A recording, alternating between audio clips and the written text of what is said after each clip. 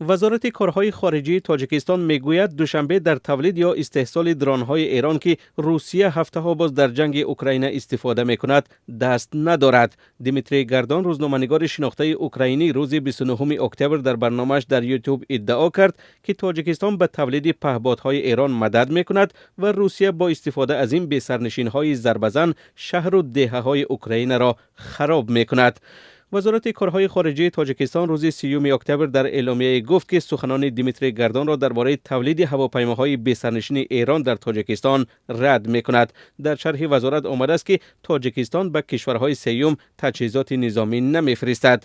شرح وزارت کارهای خارجه تاجیکستان در حال منتشر شد که بر پایه سخنان روزنامه‌نگار اوکراینی چندین رسانه نوشتند که درون یا بی سرنشین‌های کامیکادزه یا خودکشی که روسیه در جنگ اوکراین استفاده می‌برد اصلاً تولید ایران بوده در تاجیکستان استحصال و از آنجا به روسیه فرستاده می شود.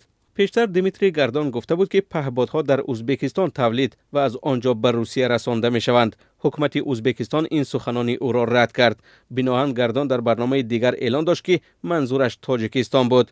رسانه‌های ایران ماه می امسال گزارش داده بودند که تهران در تاجیکستان کارخانه تولید درون یا هواپیماهای بی سرنشین ابابیل 2 را گشوده است. مقامات تاجیکستان درباره این کارخانه و فعالیت و محصولاتش تا حال چیزی نگفتند.